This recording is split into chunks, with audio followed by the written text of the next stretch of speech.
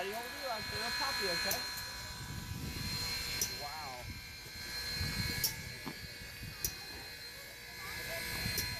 End of the line, quite literally. It doesn't go any further, so we're going to pull the locomotive onto this turntable and spin it around 180 degrees for the return trip to Grand Junction. This turntable you're looking at here was constructed in 1916 by the American Bridge and Iron Company in Ambridge, Pennsylvania, and it was used by the Central of Georgia Railroad in Macon, Georgia at their locomotive back shops. That is up until 1925, when they sold it to a branch line based out of Cedartown, Georgia. In Cedartown, it was used on a branch line in a very similar fashion how we're using it here today. We acquired this table in the 1980s, moved it to this location, and we've been using it here ever since. This table is 80 feet long, and it weighs in at 80 tons. Keep in mind, the average school bus only weighs about 12 tons. But that locomotive right there, fully loaded with coal and water, weighs in at about 185 tons. So when it's on the table, the overall weight between the two will be sitting over 250 tons. So it's probably going to surprise you to know that this table was originally turned by hand. It was an Armstrong table. There would have been poles extending off each end, and it would have taken at least 4 people to push those poles to spin the table around. Do we have any volunteers? Yeah, I'm just kidding. No, we don't do it that way anymore. Instead, today we use a small 25 horsepower motor under the operator's shed here that our conductor Dave will be operating. Now you may be wondering, how did they spin that much weight by hand? Well, to spin it by hand, and even by motor still today, we have to ensure the table is balanced. As the locomotive gets centered on the table here, over this large 6-foot ball bearing in the center, if you keep an eye on the far end of the table down here where I'll be at, you will see it drop by just a few inches. When it drops, we know the table is balanced. So when it drops, he stops. Now, the locomotive pulling our train today is the Southern Railway 630, built in 1904 by the American Locomotive Company at their Woodson Works. At 117 years old, it is the oldest operating piece of equipment we have in our collection. It was built for the Southern Railway as a mainline freight locomotive, and it did that for many decades before being retired and sold to the East Tennessee and Western North Carolina Railroad before it was once again used in freight service. Again, being retired from there, the Southern Railroad would reacquire it for use on their mainline steam excursion programs beginning in the 60s. After pulling those ships for a few decades, it was again retired in favor of larger and more powerful steam locomotives, so it was donated to this museum by Norfolk Southern in 1999.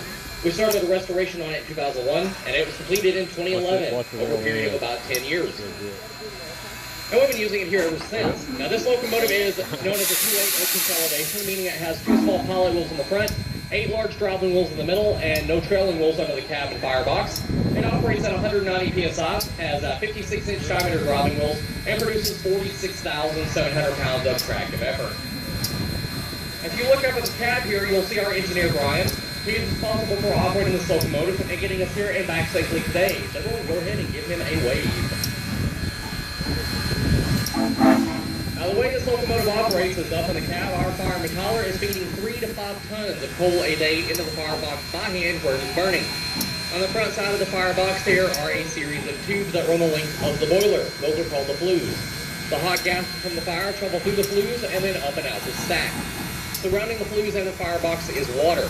That water is heated by those hot gases and converts to steam. Steam, of course, does expand, raising the boiler pressure, in this case, up to 190 psi. When Brian opens that throttle, that steam is channeled down into these large cylinders on the side of the engine. Inside these cylinders is a large piston the steam is pushing on either side of. Those pistons are connected to the rod you see on the side of the engine, and those rods are connected to the driving wheels. So as the piston is being moved in and out, it is rotating those rods, therefore turning the driving wheels and propelling the locomotive. After that steam has been used, it mixes with the hot gases in a smoke box here at the front of the locomotive, and it shoots up and out the stack. And it's that exhausting steam that creates the chugging sound you hear when you see a steam locomotive. If you look up on the other side of the cab, now that you can see it, you will see our fireman Tyler.